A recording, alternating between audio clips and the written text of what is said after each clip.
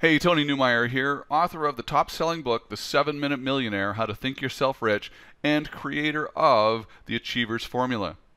I don't know if you watched the sitcom Seinfeld, but I sure did. I really thought it was a great show and very funny. And of course, George Costanza, being one of the main characters, was always getting in all sorts of trouble. And a prime example of how not to live your life is really how he lived his. One day he was eating lunch with some execs from the New York Mets. Of course, George worked for the crosstown rival, the Yankees. Now, how he actually kept his job with the Yankees is an unknown miracle to me, but anyway, he did, and it went well with the show. But league rules don't allow a team to approach another member of another team while he's still under contract. The inference that wasn't allowed to be said, but was that the Mets wanted to hire George to be their head of scouting. Wink, wink, nod, nod. Of course, they couldn't ask him to do that, but George loved the idea of making the move to the Mets. So he told Jerry that he was setting out to get fired from his job with the Yankees. His masterful plan involved raiding the Yankees museum. He pulled out Babe Ruth's priceless uniform and wore it to a meeting with team owner George Steinbrenner.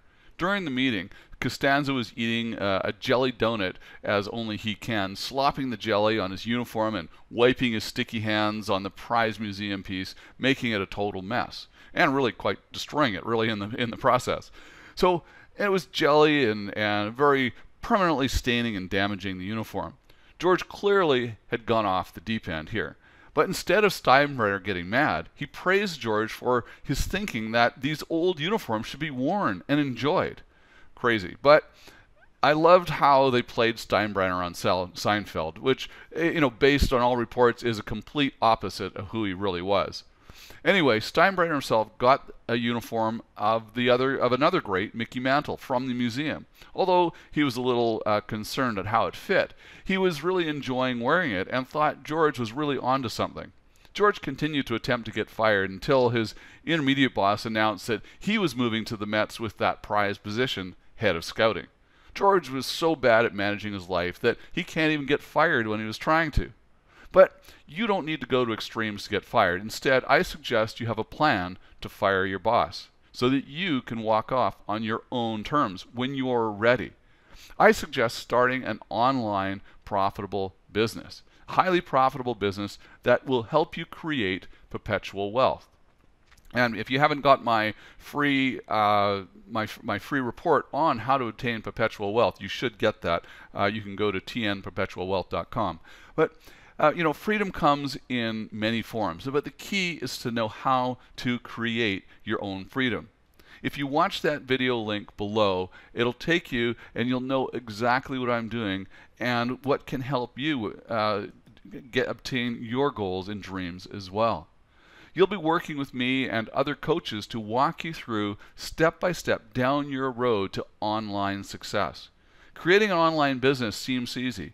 There are many obstacles in the way to prevent you from being successful. This is a turnkey system that works, absolutely proven, and you don't need to create products, you don't need to build websites, everything is done for you. Click on that link below or copy and paste it into the browser and watch that video. And when you do, if you do decide to take us up on the 21-step action plan, I'm going to also offer you a free access to my Achievers Formula program as well, a $97 value.